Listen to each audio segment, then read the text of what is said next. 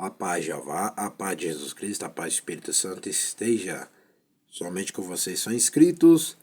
Neste canal iremos começar o culto nessa tarde 13h27, 3/6/2026, mês de junho.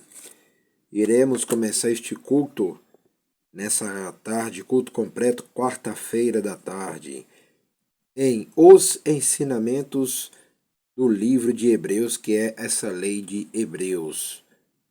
Já chegamos nos ensinamentos de Hebreus. Vamos lá adiante.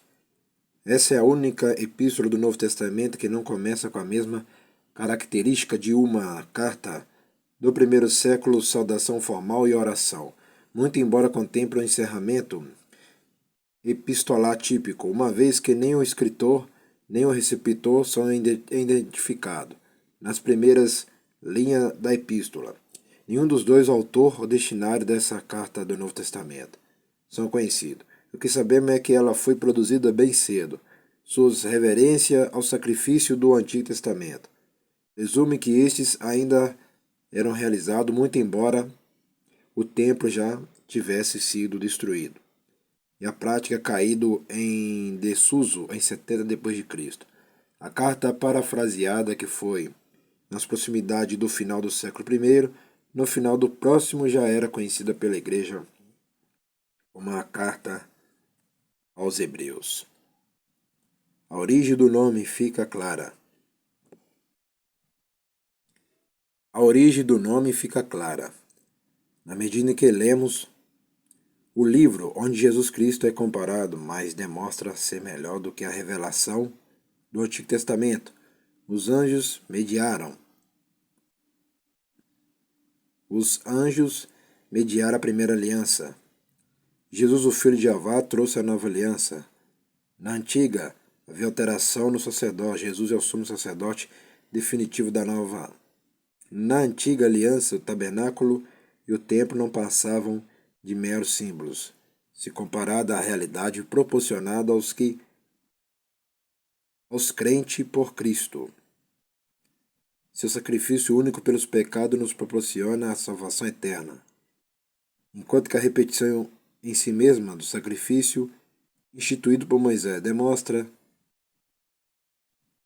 a sua transitoriedade, tendo em vista a persistente comparação com o Antigo Testamento. Fica evidente para a maioria dos comentaristas, o escritor direciona sua defesa do cristianismo para a comunidade judaica, provavelmente aos judeus não convertidos, mas muito provavelmente amaram e reverenciaram. No entanto, como diria o escritor de Hebreus, conquanto o Antigo Testamento fosse bom, a novidade trazida por Cristo cumpre a sua promessa, sendo por conseguinte muito melhor. Seja qual for a intenção, a carta aos Hebreus também representa um tesouro para o cristianismo moderno, pois ela nos ajuda a sentir os laços íntimos que unem a fé na época do Antigo Testamento e a nossa própria fé em Cristo. Ademais, nos ajuda a apreciar adequadamente como é notável a salvação que temos em nosso Senhor. Data e autoria, evidências intrínsecas, sugere que o autor pertencia à segunda geração de cristãos, 2:3, e que o livro teria sido escrito antes da destruição de Jerusalém, em 70 depois de Cristo. Sugestões quanto à atribuição da autoria a Paulo ou Lucas foram descartadas, principalmente porque o estilo grego difere muito do correspondente aos textos destes dois autores. Segundo Lutero, Apolo teria sido o autor, enquanto que outros acreditam a Priscila.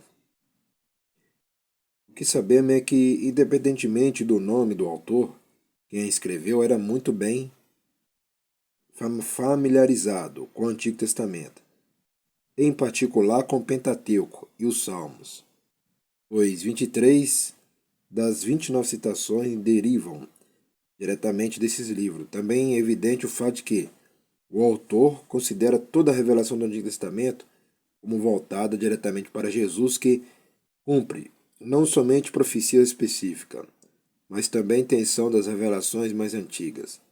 quem quer que tenha sido o autor, foi verdadeiramente um mestre das Escrituras, que a reconheceu sob a ótica de Jesus Cristo.